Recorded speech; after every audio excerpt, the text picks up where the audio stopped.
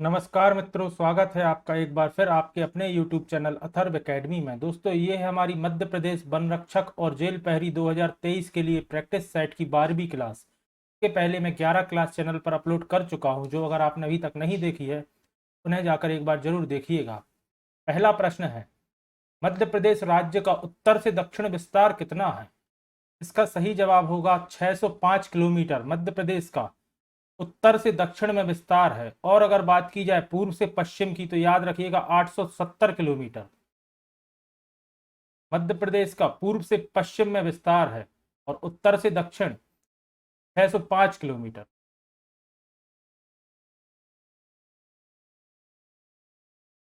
अगला प्रश्न है, अरावली की सबसे ऊंची चोटी अबू शिखर की ऊंचाई कितनी है? दोस्तों, अरावली पर्वत जिसे दिल्ली के पहाड़ के नाम से जाना जाता है। साथ ही प्रश्न आता है, भारत की सबसे पुरानी पर्वत श्रृंखला कौन सी है, या विश्व की सबसे पुरानी पर्वत श्रृंखलाओं में भारत की पर्वत श्रृंखला कौन सी है? तो याद रखिएगा अरावली पर्वत श्रृंखला, और जिसकी सबसे ऊंची चोटी अबू शिखर जो कि राजस्थान में स्थित है, और इसकी हाइट 1158 मीटर है समुद्र तल से, याद रखिएगा। अगला प्रश्न है, नर्मदा घाटी किन पर्वत श्रृंखलाओं के मध्य स्थित है? दोस्तों, विंध्याचल एवं सतपुड़ा पर्वत श्रृंखलाओं के मध्य से नर्मदा नदी होकर बहती है और इसे ही नर्मदा घाटी कहा जाता है, याद रखिएगा। अगला प्रश्न है, मालवा पठार की सबसे ऊंची चोटी कौन सी है? तो दोस्तों, सिगार चोटी मालवा पठार की सबसे ऊंची चोटी है, जिसकी हाइट 871 मीटर है समुद्र तल से, याद रखिएगा, और यह इंदौर के पास महू में स्थित है। अगला प्रश्न है, नौगांव मध्य प्रदेश के किस प्राकृतिक क्षेत्र में स्थित है? तो दोस्तों, नौगांव मध्य प्रदेश के बुंदेलखंड क्षेत्र के अंतर्गत आता है, याद रखिएगा। अगला प्रश्न है, भारत की पहली अंडर वाटर मेट्रो कहां बनाई जा रही है? तो दोस्तों, यह कलकत्ता में बनाई जा रही है। इसका सही जवाब होगा ऑप्शन नंबर सी, पश्चिम बंगाल के कलकत्ता में, और यह हुगली नदी में बनाई जा रही है, याद रखिएगा। और अगर एक करंट से इसका प्रश्न आता है तो इसका लक्ष्य क्या रखा गया है? तो याद रखिएगा दिसंबर 2023 तक इसका कार्य पूरा होने का लक्ष्य रखा गया है। अगला प्रश्न है, मध्य प्रदेश के पश्चिमी भाग को किस नाम से जाना जाता है? तो दोस्तों, मध्य प्रदेश के पश्चिमी भाग को मध्य प्रदेश के मध्य पश्चिमी भाग को किस नाम से जाना जाता है? तो दोस्तों, मध्य पश्चिमी भाग को मालवा पठार के नाम से जाना जाता है, याद रखिएगा। अगला प्रश्न है, पातालकोट में कौन सी जनजाति निवास करती है? दोस्तों, पातालकोट जो कि छिंदवाड़ा में स्थित है, और यहाँ भारिया जनजाति रहती है, याद रखिएगा। अगला प्रश्न है, भगौरिया नृत्य किस जनजाति में प्रचलित है? दोस्तों, यह काफी महत्वपूर्ण प्रश्न है, से आप स्टार मार्क कर लीजिएगा, और यह भील जनजाति में प्रचलित है। भगौरिया नृत्य नाम याद रखिएगा, यह प्रश्न कई बार पूछा जा चुका है। अगला प्रश्न है, मध्य प्रदेश लोक सेवा आयोग का गठन कब किया गया था? तो याद रखिएगा 27 अक्टूबर 1956 को मध्य प्रदेश लोक सेवा आयोग, जिसे एमपीपीएससी कहा जाता है, का गठन किया गया था, और इसका मुख्यालय इंदौर में स्थित है, याद रखिएगा।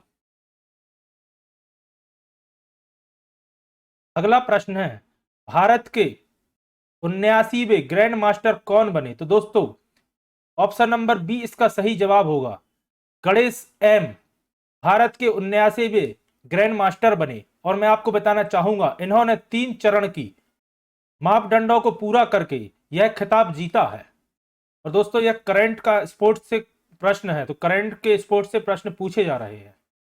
अगला प्रश्न है, मध्य प्रदेश के इंदौर में प्रवासी भारतीय दिवस सम्मेलन में कौन से संस्करण का आयोजन किया गया? दोस्तों, यह करंट अफेयर का बहुत महत्वपूर्ण प्रश्न है, और इसके आने की संभावना बहुत है। तो दोस्तों, याद रखिएगा, यह 17वां संस्करण था, जो कि 8 जनवरी से 10 जनवरी 2023 में आयोजित किया गया। साथ ही मैं इसके बारे में आपको बताना चाहूंगा, प्रधानमंत्री नरेंद्र मोदी द्वारा इस सम्मेलन का औपचारिक उद्घाटन किया गया, और राष्ट्रपति द्रौपदी मुर्मू ने सम्मेलन के समापन सत्र की अध्यक्षता की। साथ ही अगर आपसे मुख्य अतिथि के बारे में पूछा जाए, तो याद रखिए गुयाना के राष्ट्रपति डॉक्टर मोहम्मद इरफान अली इसके मुख्य अतिथि रहे। इस प्रश्न के बारे में इतने फैक्ट्स दोस्तों याद रखिएगा। आइए बढ़ते हैं अपने अगले प्रश्न की तरफ। अगला प्रश्न है, रामायण कला संग्रहालय किसके द्वारा स्थापित किया जा रहा है? तो इसका सही जवाब होगा मध्य प्रदेश आदिवासी लोक कला परिषद द्वारा। जनरली दोस्तों लोग इसमें मध्य प्रदेश संस्कृति विभाग सही जवाब लगा देते हैं, बाकी याद रखिएगा मध्य प्रदेश आदिवासी लोक कला परिषद इसका सही जवाब है।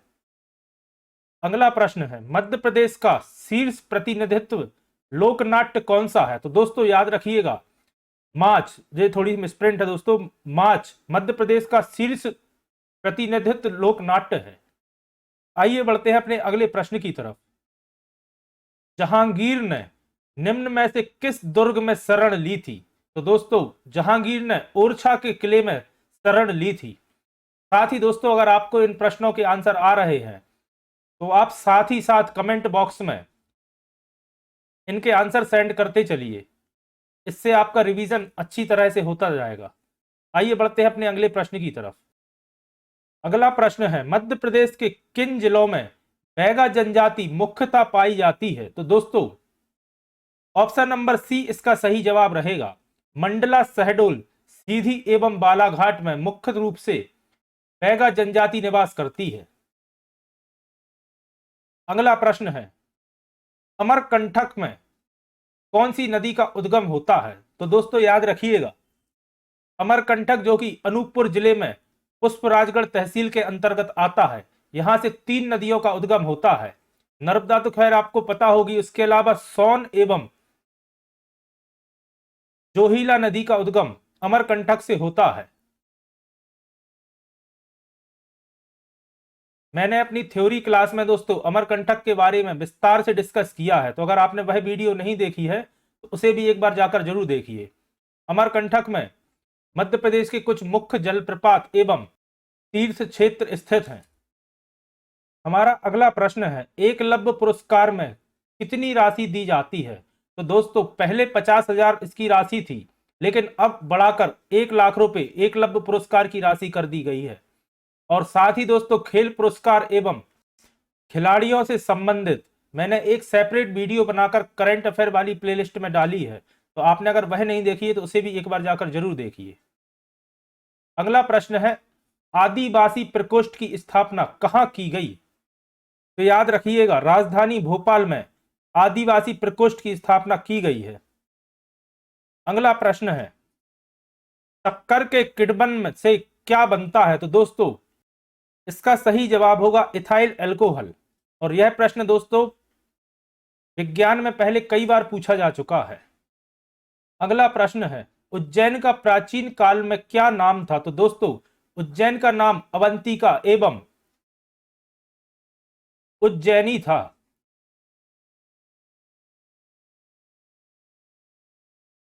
अगला प्रश्न है, पुराणों के अनुसार चंद्रवंश के शासकों का मूल स्थान कहां था? इसका सही जवाब रहेगा ऑप्शन नंबर सी, प्रतिष्ठानपुर। पुराणों के अनुसार चंद्रवंश के शासकों का मूल स्थान था। आइए बढ़ते हैं अपने अगले प्रश्न की तरफ। हुमायूं नामा का लेखक कौन है? तो याद रखिएगा गुलबदन बेगम हुमायूं नामा की लेखक हैं। अगला प्रश्न, किस मुगल सम्राट के काल में ईस्ट इंडिया कंपनी ने भारत में अपना सर्वप्रथम कारखाना स्थापित किया था? दोस्तों यह हिस्ट्री का बहुत इंपॉर्टेंट प्रश्न है और इसका सही जवाब होगा जहांगीर। जहांगीर के समय में पहली बार ईस्ट इंडिया कंपनी ने अपना कारखाना भारत में स्थापित किया था। आइए बढ़ते हैं अपने अगले प्रश्न की तरफ। नरेंद्र तिवारी स्मृति पुरस्कार किस क्षेत्र से संबंधित है?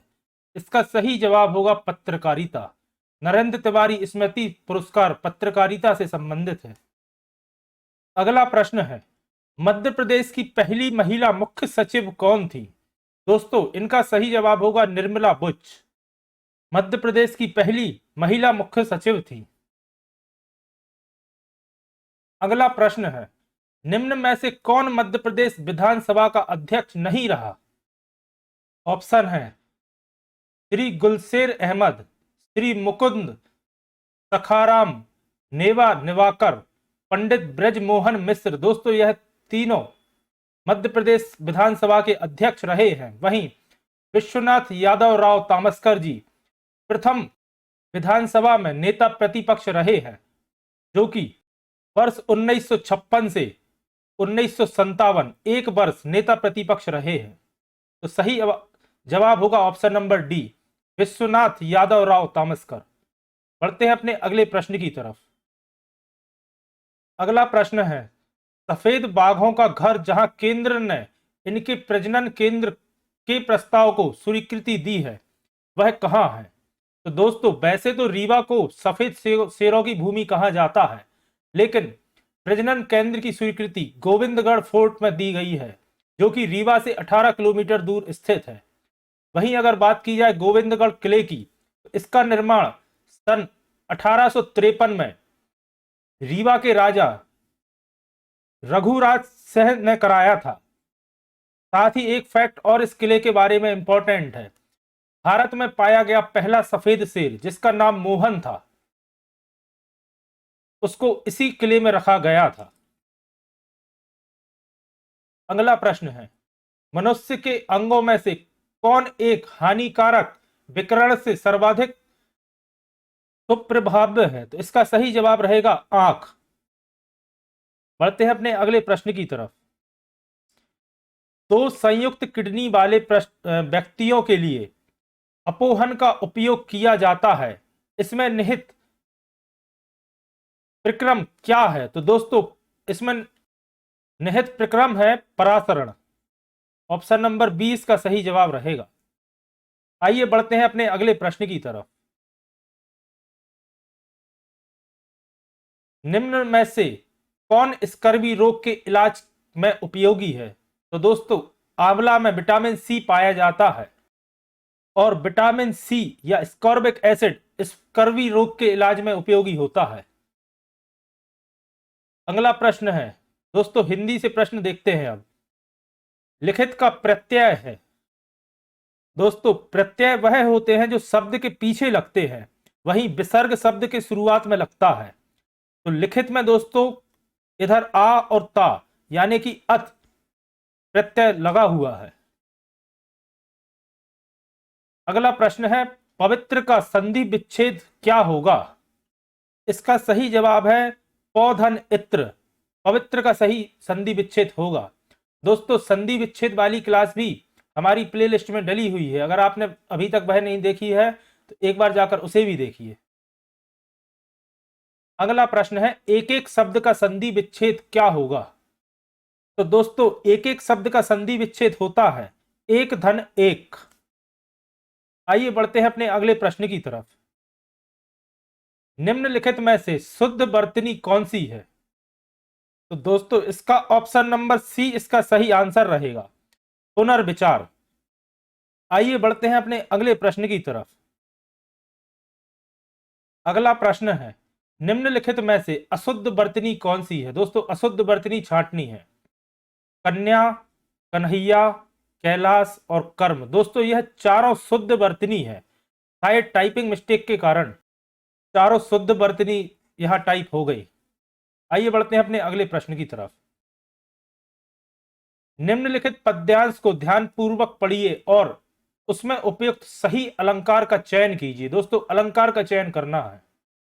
पद्यांश है, मेरो मन अनत कहां सुख पावे, जैसे उड़ी जहाज को पंखी फ्री। यह फिर है दोस्तों, फिर जहाज पर आवे। तो दोस्तों इस पद्यांश में मन को जहाज के पंख की उपमा दी जा रही है, जैसे उड़ी जहाज को पंख। तो दोस्तों इसमें रहेगा उपमा अलंकार। अगला प्रश्न है, वर्ण ना, मा तथा ना का उच्चारण स्थान क्या होगा? तो दोस्तों इन तीनों का उच्चारण स्थान नासिका होता है। आइए बढ़ते हैं अपने अगले प्रश्न की तरफ। चक्कर में आना मुहावरे का अर्थ क्या है? तो दोस्तों इस मुहावरे का अर्थ होता है धोखे में आना। अगला प्रश्न है, सत्याग्रह शब्द का संधि विच्छेद करें। तो दोस्तों सत्याग्रह शब्द का संधि विच्छेद होता है, ये ऑप्शन दोस्तों सभी गलत दिए हुए हैं, सत धन आग्रह। सत्याग्रह का संधि विच्छेद। अगला प्रश्न है, प्रयोग का उपसर्ग क्या है? दोस्तों उपसर्ग हमेशा शब्द के शुरुआत में लगता है और प्रत्यय शब्द के लास्ट में लगता है। तो प्रयोग में उपसर्ग प्रा रहेगा। अगर इसका सही संधि विच्छेद किया जाए तो प्राधन योग।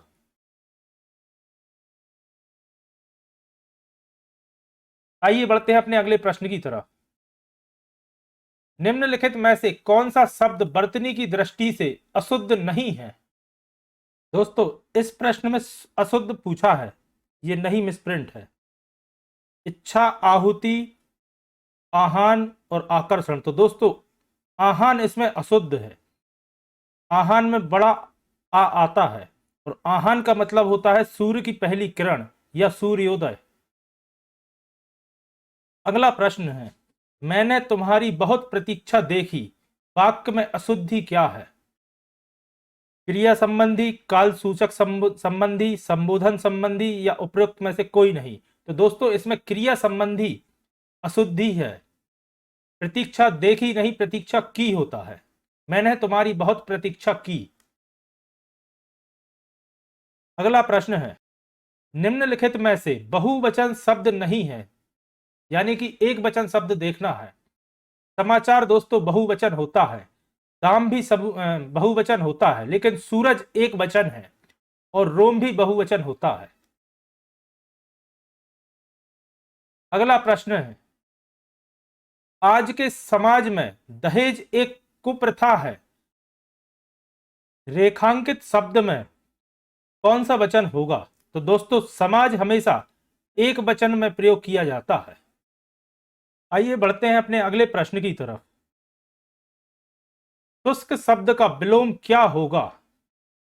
तो दोस्तों शुष्क शब्द का विलोम शब्द होता है आर्द्र।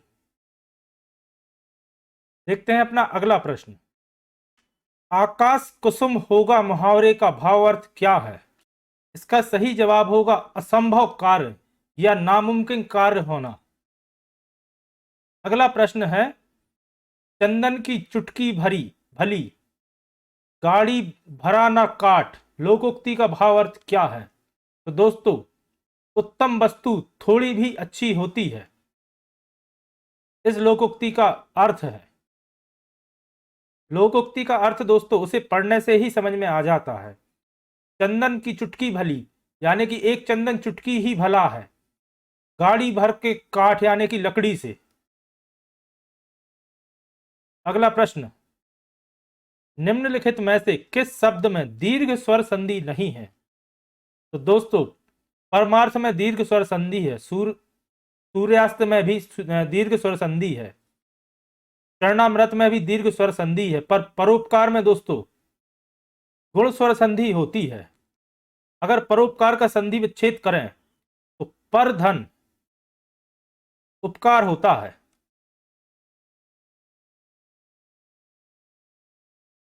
अगला प्रश्न, 11 वर्ष का समय रचना के रचनाकार कौन है? तो दोस्तों यह रामचंद्र शुक्ल की रचना है 11 वर्ष का समय। अगला प्रश्न है, सलाह शब्द में कौन सी संज्ञा है? तो दोस्तों सलाह शब्द में भाववाचक संज्ञा होती है। अगला प्रश्न है, जंगल का पर्यायवाची नहीं है। तो दोस्तों वन जंगल का पर्यायवाची होता है, लेकिन जीव जंगल का पर्यायवाची नहीं है। कानन भी जंगल का पर्यायवाची है और विपिन भी जंगल या वन का पर्यायवाची है।